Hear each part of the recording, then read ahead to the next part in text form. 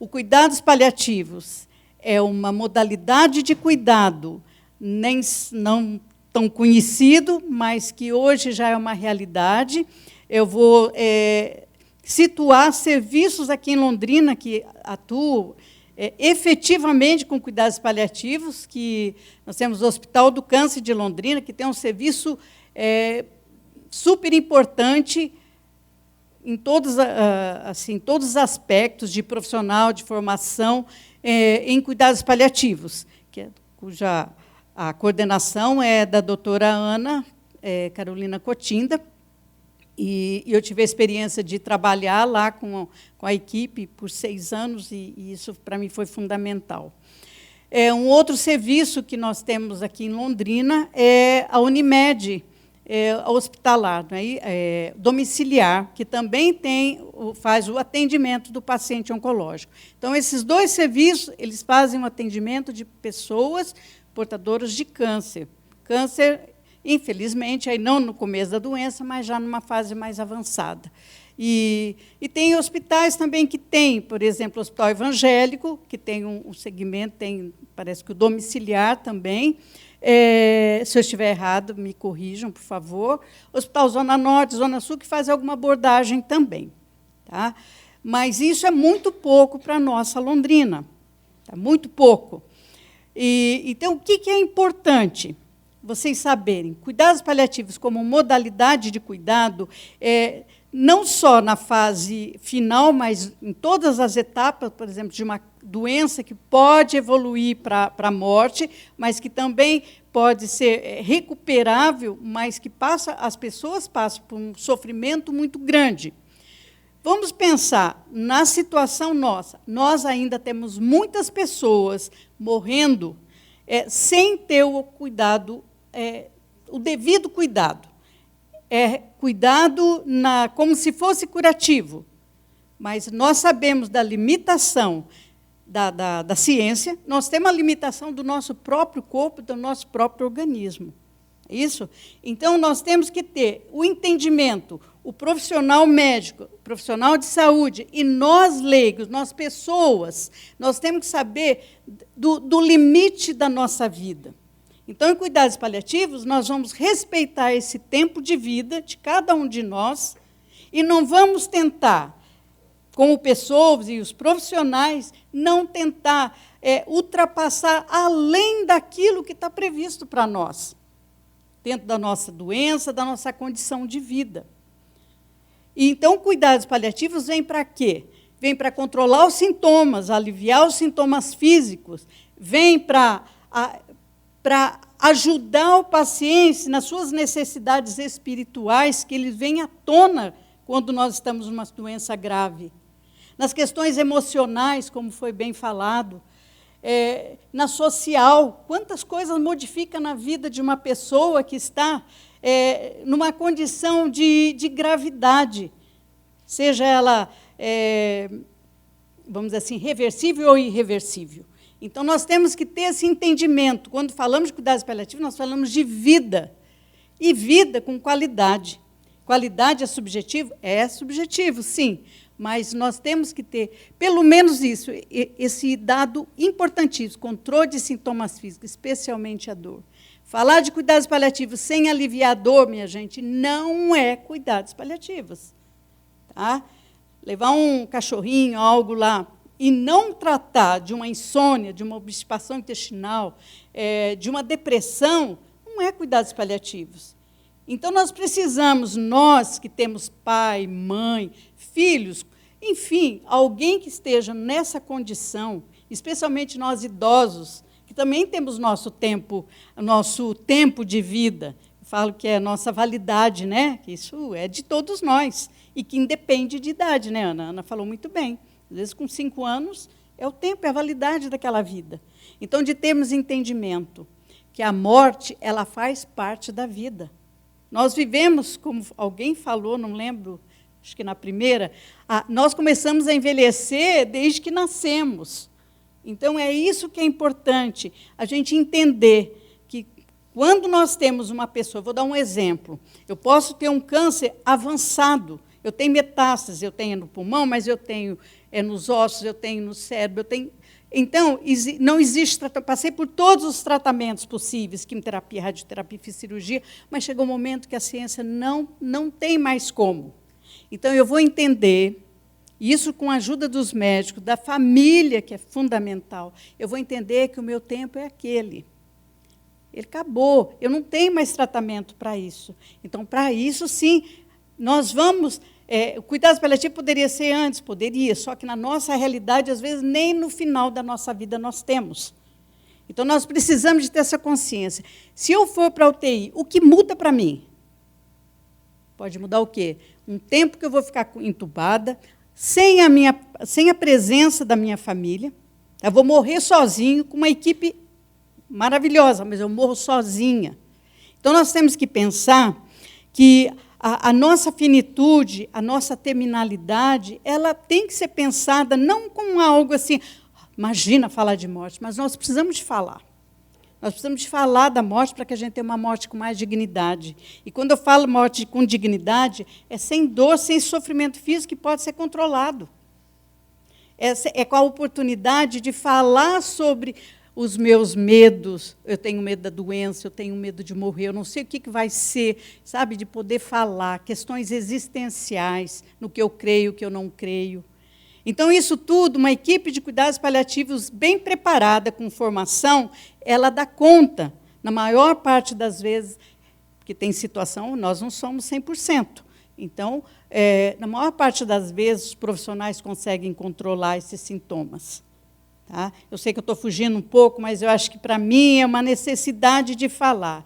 Nós precisamos de ter o entendimento da nossa finitude e que ela vai acontecer um dia. Por mais que amemos as pessoas, o nosso, por mais que amemos, e por mais que não falemos sobre determinada situação, ela vai acontecer independente de falar. Por isso que é importante falar. Quando foi apresentado cuidados paliativos, terapia da dignidade, é isso que nós precisamos ter. Vida maravilhosa, que eu agradeço a Deus o dom da minha vida, porque eu sou uma idosa feliz. Eu sou uma idosa feliz. E cada dia que eu, assim, às vezes eu estou para baixo, natural, sou humana, mas quando eu estou muito feliz, eu penso, Deus, se o Senhor quiser me levar agora, pode levar, porque eu estou 10, eu estou bem. Você entende? Então, eu não tenho esse medo. Os meus amigos sabem disso. Né? Quando eu penso morte de algum filho, de alguma filha, marido, eu sinto, Deus me livre. Eu não quero, mas eu sei que isso pode acontecer. Pode acontecer. Não quero que aconteça nem para mim, mas pode acontecer. Nós não temos esse controle, não é mesmo? Então, vamos pensar que existe possibilidade de um cuidado especial nessa fase da nossa vida, cuidados paliativos, e que nós podemos tornar, se também o outro permitir, que nós podemos ser respeitados na nossa autonomia pelas diretivas antecipadas, e para isso nós precisamos de fazer. Eu preciso de colocar no papel, mas eu preciso de falar para a minha família, olha, se eu tiver um derrame e eu ficar em coma, se eu tiver tal coisa, eu não quero que me leve, por exemplo, para a UTI. Não faça a reanimação, não me entube, porque eu sei que não vou sair. Sabe? Se eu estiver inconsciente, sem possibilidade de decidir sobre a minha vida, eu quero que a minha família já saiba. Porque a nossa família, gente, são aqueles que vão poder respeitar, nos respeitar. Às vezes, a família ama tanto que não quer. Então, para isso, eu vou eleger alguém especial. Eu já falei com a Mite. Já falei com uma amiga lá de longe. Por quê? Porque eu já falei com filhas, as filhas não querem saber, querem saber, porque elas estão negando. Percebe, gente? Então, nós precisamos de ter, sabe, essa clareza. Vamos viver a vida de forma o melhor possível, mas vamos pensar também que somos finitos. E a diretivas antecipada, ela nos ajuda que a nossa autonomia seja respeitada, tá? Que vá fazer realmente aquilo que for preciso, sem exageros que não vão ter qualidade, não vai aumentar a nossa sobrevida e só vai aumentar o sofrimento. nós que estamos lá e também daqueles que estão esperando e torcendo para que a gente melhore.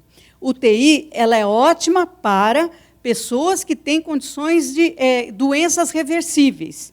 Para pessoas que têm doença irreversível, que vai levar à morte, não é o melhor lugar. O melhor lugar é um quarto, uma enfermaria, que alguém familiar possa estar junto. Em casa, se tiver condições de atender, né, Gustavo, que tem alguém que vai dar suporte. Ficar sozinho, abandonado em casa também não dá.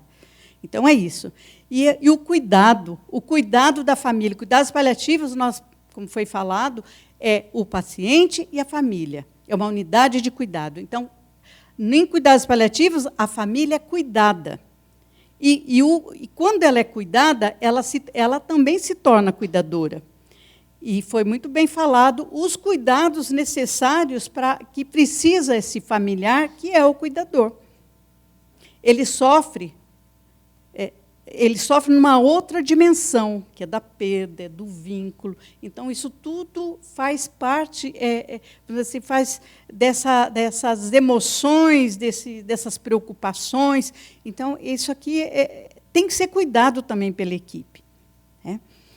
Não sei, eu sei que para variar, né, eu ultrapassei tudo, mas eu só queria, não sei se ainda dá tempo, que horas são, perdi noção. Eu posso só fazer uma pergunta bem rapidinha, tá? Eu vou pular a Ana, não sei se pulo, mas eu queria só tirar uma dúvida aqui com a Franciane, com a Fran. O Fran, você falou das diretivas, que você falou alguma coisa sobre cartório.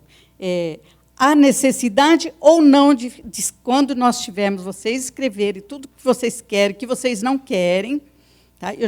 Eu já falei isso informalmente, que eu quero, no meu momento, se possível, janela. Eu quero, mesmo que eu não enxergue, eu queria ver janela com sol, mas não sei se vai ser possível.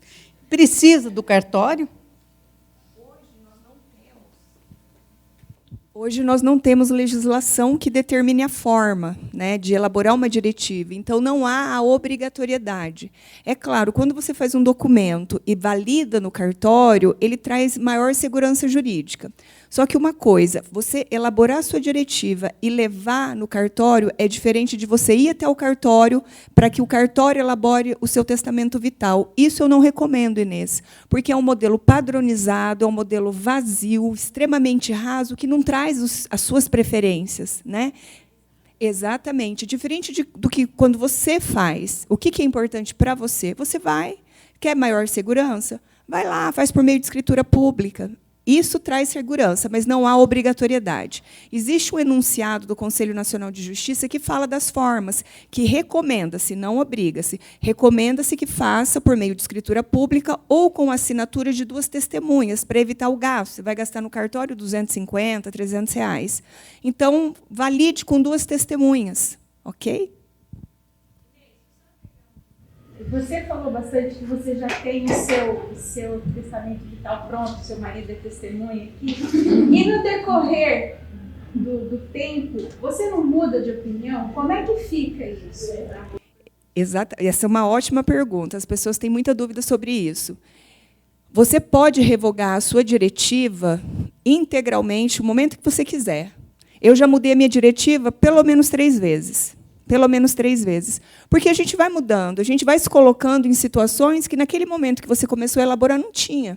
Então, você vai alterando a diretiva antecipada. E é muito importante que você pare um tempinho ali, pelo menos uma vez por ano, dá uma lida na tua diretiva, vê se ela ainda representa os seus valores, aquilo que tem sentido para você. Então, você pode alterar ela a qualquer momento.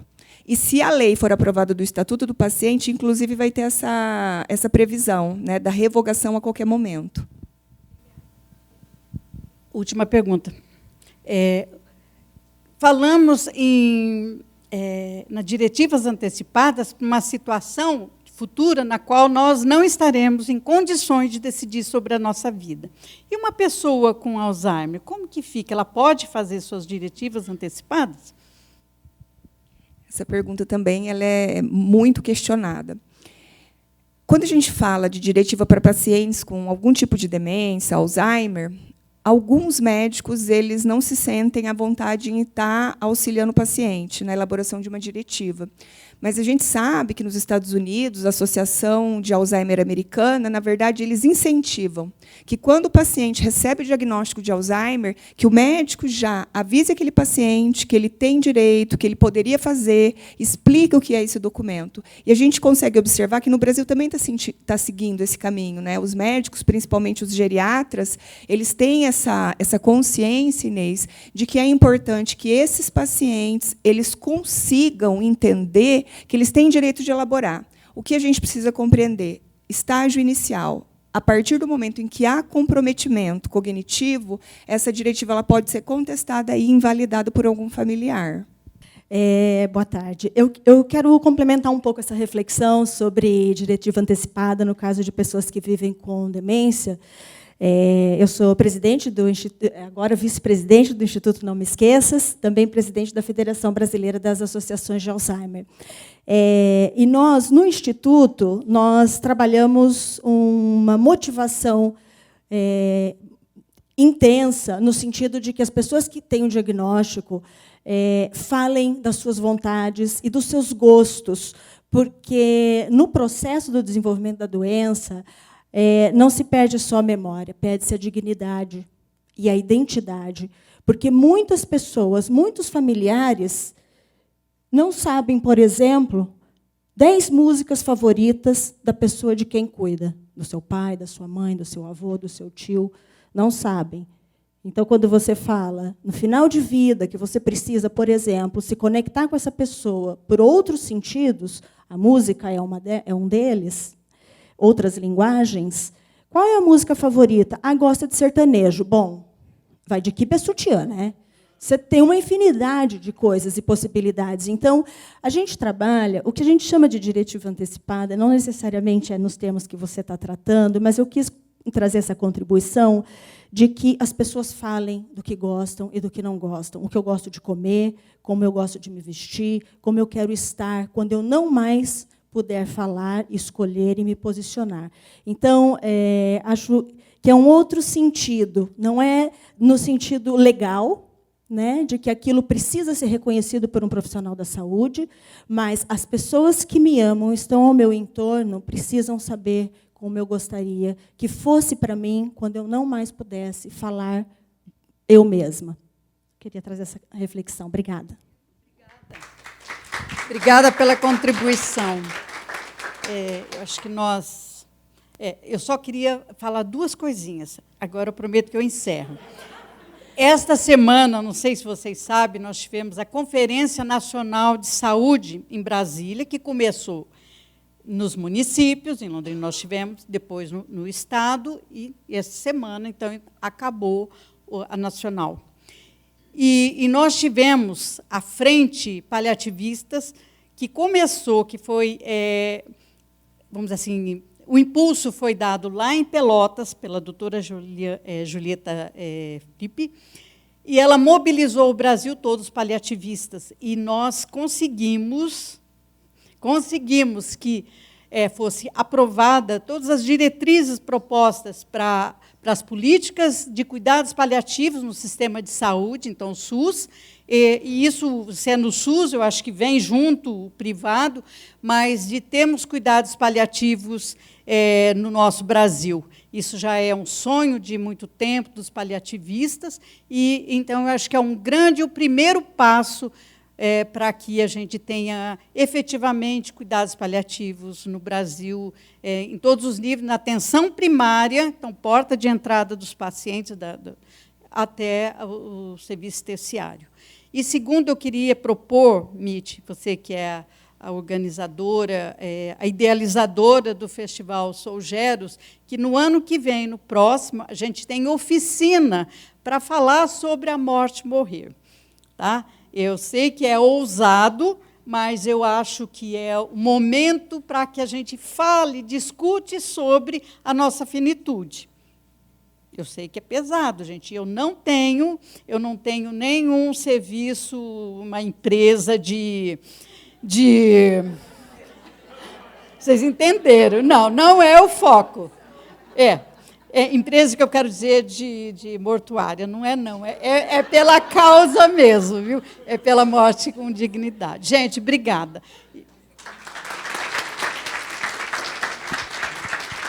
Antes de encerrarmos, o Luiz Gustavo disse que vai falar um minutinho, um segundinho. Só para contribuir aqui, Tamit, pode, né? Há 12 anos atrás, minha tese foi sobre cuidados paliativos, né?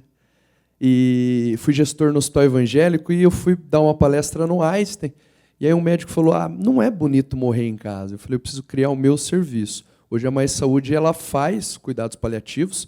Só para trazer um dado, hoje 98% dos pacientes que nós tratamos em casa, nós evoluímos o óbito em casa com dignidade, ao lado da família, ao lado do acompanhamento familiar, ao lado do que eles querem. E é um trabalho multiprofissional, inclusive a gente tem um trabalho onde a gente trabalha com capelão, com pastor, enfim, a gente tenta trazer isso. Então era só para contribuir mesmo. Você falou do hospitalar, o Saúde em Casa, que é esse serviço que fui eu que criei, então também lá atrás. E eles fazem também, e o Dom, né, a Unimed também tem esse serviço, claro. A gente tem alguns cases. O Dr. Claudinei, que trabalhou com a gente também lá do hospital, né, do ICL, então a gente tem alguns cases, mas era só para contribuir isso. Então, é possível evoluir isso em casa, sim, sem dor, com dignidade, dando toda a qualidade possível aos pacientes. Parabéns a todos vocês. Obrigado. Obrigada, Luiz Gustavo.